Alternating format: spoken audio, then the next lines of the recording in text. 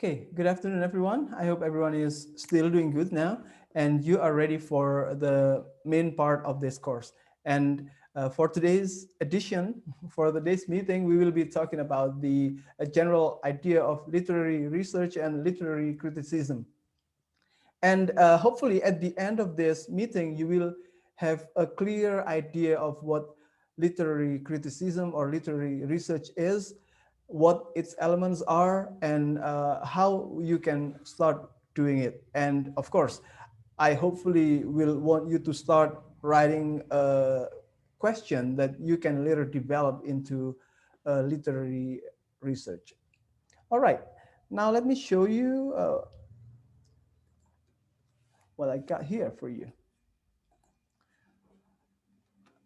This meeting will cover four areas. The first one is the definition of literature.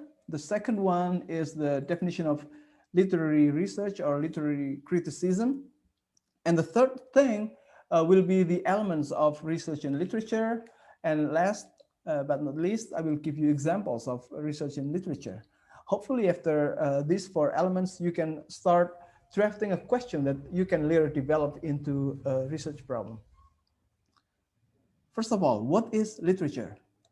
Every Many people have defined what literature is, and the definition that somebody has uh, always reflects the kind of ideology that this person holds on to, whether they admit it or not.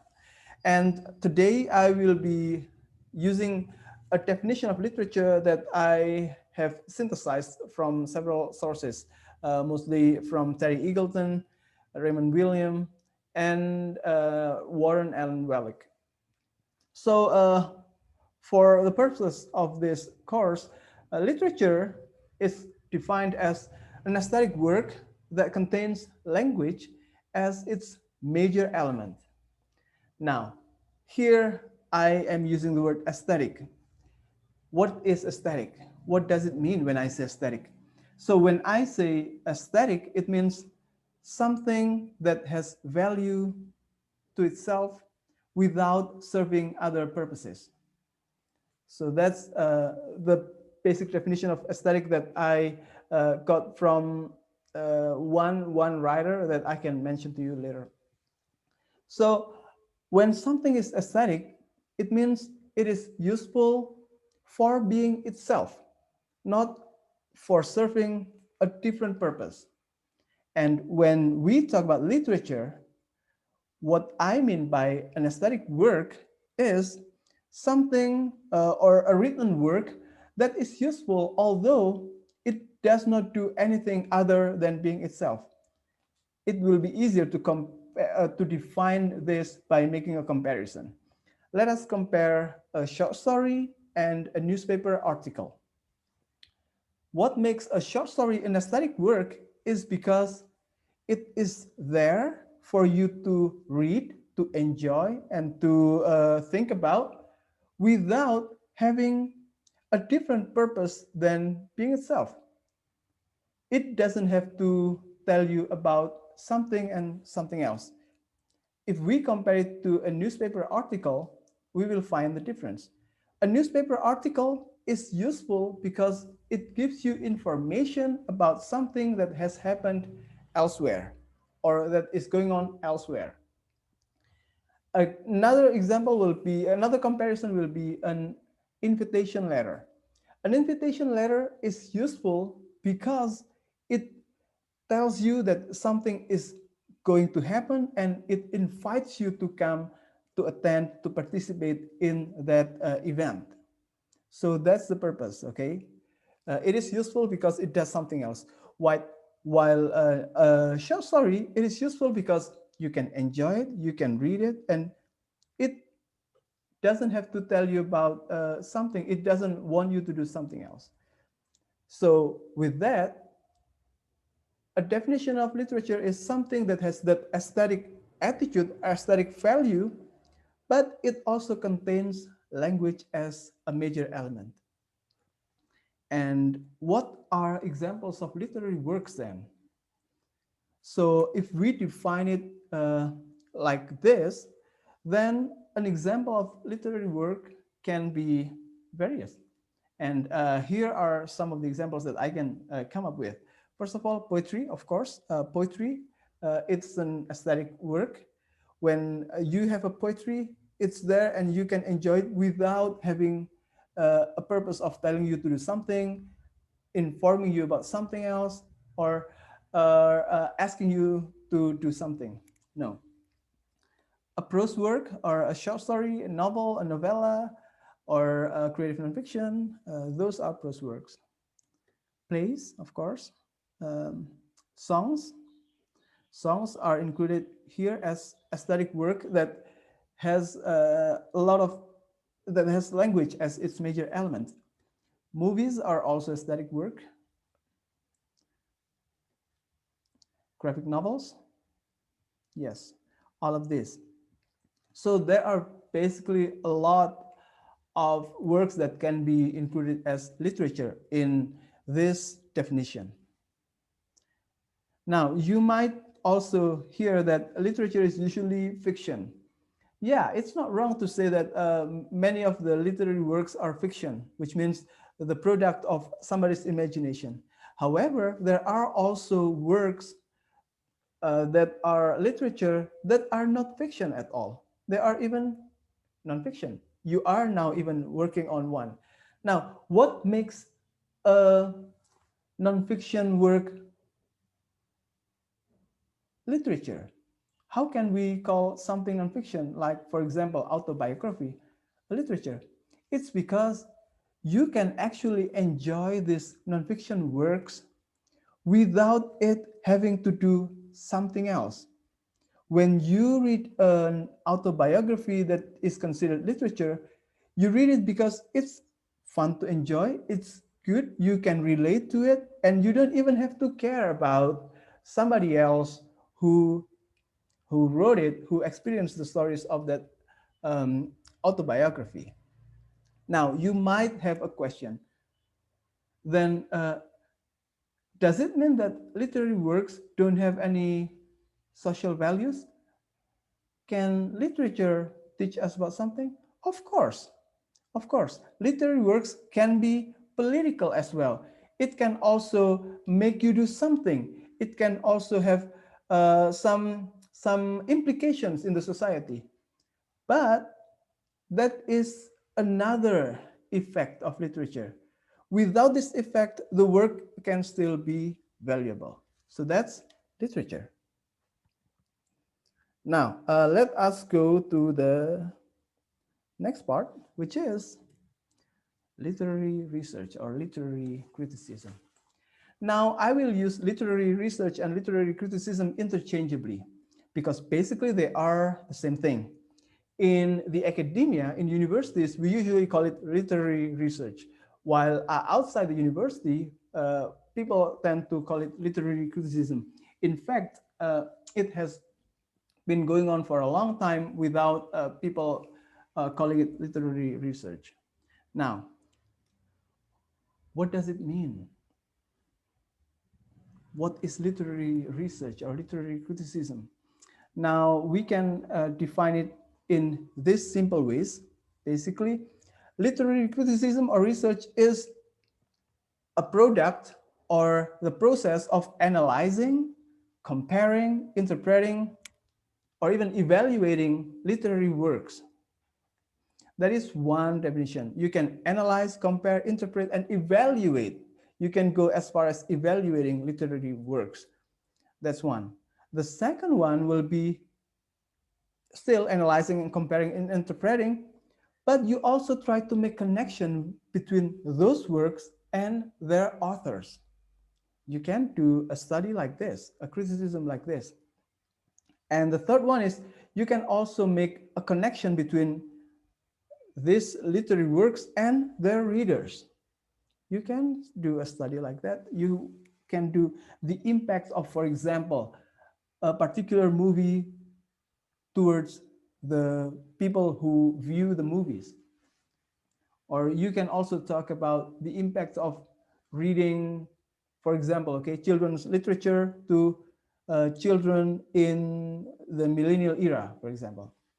So that's also possible. And the third thing is you analyze, compare, and interpret literary works and make connections between them and the world. So you analyze literary works based on the reality in the world.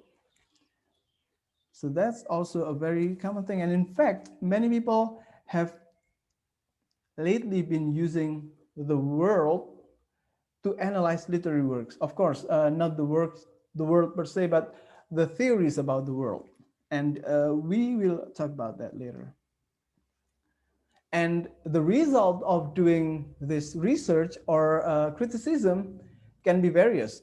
It can be a thesis, like what you will be doing, or it can be a dissertation if you do a doctoral degree, or it can be an essay that you publish in your blog, newspapers, or in other online medias, or it can also be a journal article. Lecturers usually do that because they need, it is quite, it is a must for lecturers to write and publish in journal articles, in journals. And some people even write the result of their literary criticism in the form of a novel. So it's unusual, right? You can write the result of your research as a novel. And short stories, poems, films, etc. Now, you might need to remember again that uh, the main part that you do as a literary researcher is analyzing, interpreting, and also evaluating literary works. And these are only how you can present the results of those research activities. Okay, now let us move on to the elements. What are the elements of literary research then? I mentioned earlier what the definition is of literary research and literary criticism. Now, what are the elements? It's quite simple, actually. You need three elements. The first one is you need a literary work or literary works. It depends on how many works you will be analyzing. The second one is you need to have at least a research problem or a research question that you will later solve or answer. The third thing is you need to have a systematic way or step to answer the question or the questions. So these three elements are what you need if you want to do literary research or literary criticism. Now, you know what literary work is, what literature is, so I don't have to cover that. Basically, what you can use is any aesthetic work that contains language as its major element. It can be movies, novels, short stories, poems, and so on. The second thing is the problem or the question. What can you use as the question or problem? Now, this is what we will be talking about first. This is when I will relate you to something that you have done earlier. But in general, the questions can be about the contents of the work, the contents and the author, if you prefer to make connection between the work and the author, or you can also make questions about the contents and the world. And oh, there's one thing missing there. You can also make questions about the contents in relation to the readers. It's also possible. And what kind of question? What question can I ask? Usually it's elaborative questions. Now, I hope it brings you back to your inferential reading class. Back in your second semester when I told you about three types of question that you can ask to find the, to read between the line. The first one is the questions, the lexical questions about the meaning of words. And the second one was the propositional question, questions that you can find the answer of in the text. If you read and make connections, you will find the question inside the text. And the third one is the pragmatic questions which are questions that you cannot easily find inside the text. You can only find the symptoms or the indications in the text, but you will need to go outside the text to find more about it, to explain that. And this is what you did. So you remember now, right? These three types of questions: lexical, propositional, and pragmatic. And now when you write a thesis, usually we want to find the pragmatic questions. And pragmatic questions can be elaborative, it can be, elaborative, informational, it can be explanatory, but it can also be evaluative. Now let me review again what you have done back then. So elaborative questions include, yeah, uh, informational questions, elaborative informational, like you ask about what it looks like and what you think or who you think, basically about people, about place, about time, and things that you can that can give you information. Questions like, what do you think does the person in this novel look like? So in the novel, you might not get the description of that person, but you might find indications. For example, the character is described as uh, a bus driver. Now, you cannot really get the description of a bus driver inside the novel, but you can find references from outside the novel to explain what a bus driver looks like. You can find, for example, if the novel is set in the US, then you can find the costumes of a bus driver in the US.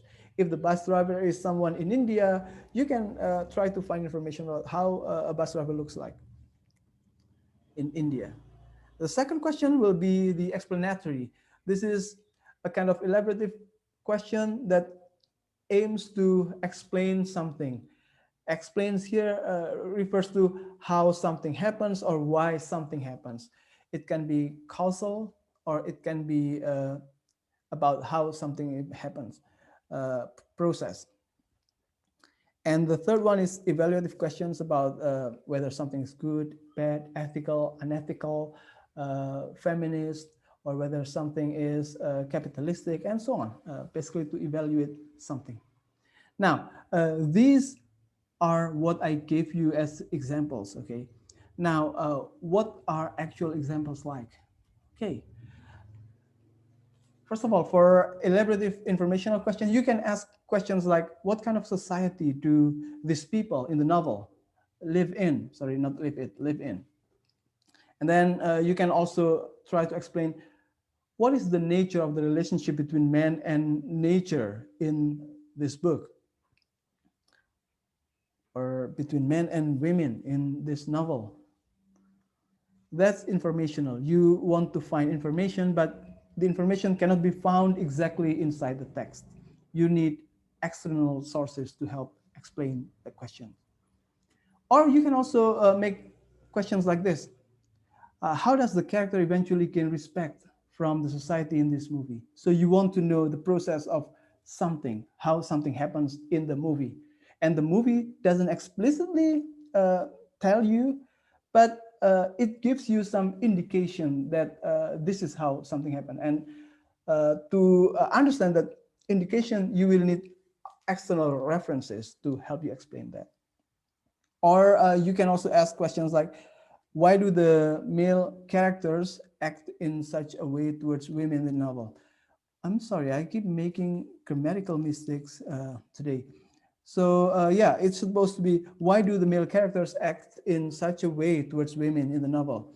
And you can find the question, the answer here by looking into the novel to find the indications, to find like signs or cues about that later you will need to explain with external sources, theories, or references. Finally, we have evaluative questions. When you evaluate, it somewhat looks like you give judgments towards something. And it is okay to give this kind of evaluation or judgment towards literary works. As I mentioned, earlier in the previous slide, you can raise questions about the evaluation of the work. And evaluation can be, is the novel ethical in its description of the animals? Or you can also, does the novel, is the novel subversive towards government? Or does the novel support the ideology of such and so on? So you can make evaluative questions like what I gave you earlier. And hopefully today we can start making questions like this based on the work that I have asked you to read, which is The Aged Mother. Now let us go to, oh yeah. What I mentioned earlier, that the third thing that you need is the systematic way or steps towards there, okay? This is the third element of literary research, which is the systematic steps or ways to answer questions. And they include three things. First, formal theories. Literary works, aesthetic works have forms, and we cannot ignore the forms. By formal theories here, I'm referring to theories related to the form, and I will explain to you earlier. And critical theories are theories related to the criticism or to how we see the reality. And methods, this will come later for next week. I will hold the explanation of methods for next week. Now, formal theories are what you learn in Boulelius's class, in the prose class, in poetry class. In prose, you have the theory about plot. In poetry class, you have theories about figurative language, about assonances, about rhymes, and so on. And critical theories are what you learn in Pak Dono's class, the literary appreciation class. Literary theories can include Marxism, feminism, psychoanalysis, post-colonial theories, memory studies, eco-criticism, and so on. So this is what I mean when I mentioned earlier that research technique is where your other classes meet. Your inferential reading class meets, your prose class, your poetry class, your literary appreciation class, and your popular literature class. All of these get together and support what you will be doing in research technique. Formal theories I mentioned earlier to you, but I will just give you a brief look of it. In poetry, you talk about literary devices and themes, prose and characterization, plot, settings. In drama, you talk about theories of tragedy, comedy, and the dramaturg. In translation, you have various types of translation about the sorcerer and targeteer, and you also talk about transcreation, about untranslatability, and many other theories about translation. In film, you will be also talking about mise en scène, which actually refers to elements of movies that you can see on the screen, like the design, lighting, space, composition, and so on. And the theories about adaptation as well. So these are the formal theories, theories of the forms or theories of literature, as we also call it. Now, the critical theories are what you learn from Pak Dono's class I mentioned earlier. These are the analytical tools that you can use to do a study. And the purpose of us using critical theories are to sharpen our analysis of the literary work. Sometimes if we only read the literary work, we might get what it means, but we need to get a sharper analysis or explanation or answer to our questions, and critical theories will help you do that. And these are the types of literary critical theories that I mentioned earlier. We have psychoanalysis, and inside psychoanalysis, you have various other parts, like theories of death drive, or you can also have theories of id, ego, and superego, and so many things. We will talk about this later on when we start getting into the method. And method, I will be talking about this further next week, so I will hold it right here. Now, I will just go straight to examples of research in literature. Now, I mentioned earlier that literary research usually contains three elements. First one is the literary works. The second one is the research problems or research questions. And the third one is the systematic way to answer the questions. Now, if we apply the three things, then this is what we will get. For example, a novel called Gone Girl, which has been adapted into a movie, of course. If we want to study about this, we can, for example, focus on the main character. Okay,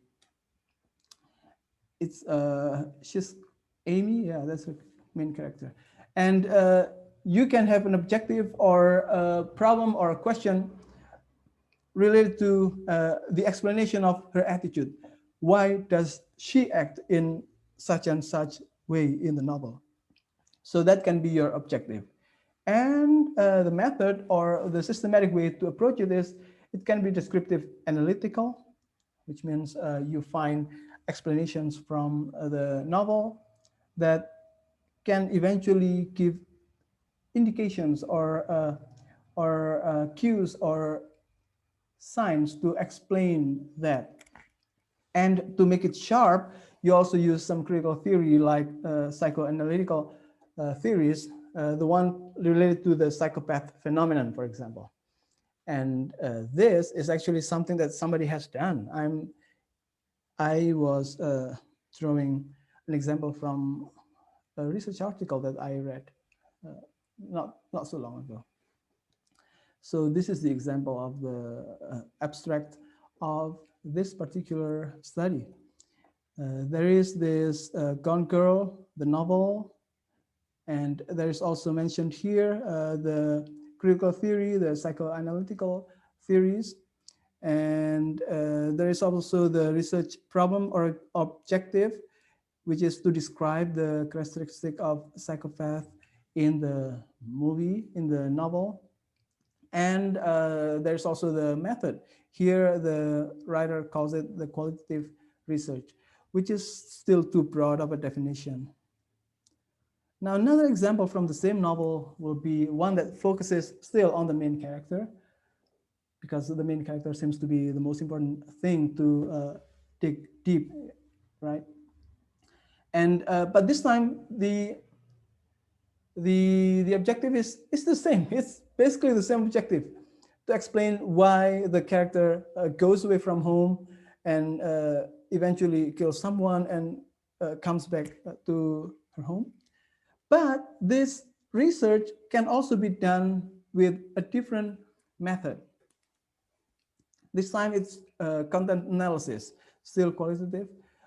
It analyzes the information content of the article, of the novel, and the critical theory that the person uses is, this time it's still in psychology, but in general psychology, focusing on personality disorder, not psychoanalytic theories. This is also possible. The writer here thinks that the attitude of Amy is suspicious and not easy to explain. That's why it can be explained through various ways. Here, she prefers to use general theory of psychology related to personality disorder to explain her attitude. And this is the research. If you want to see further, the research objectives or research questions can be seen here.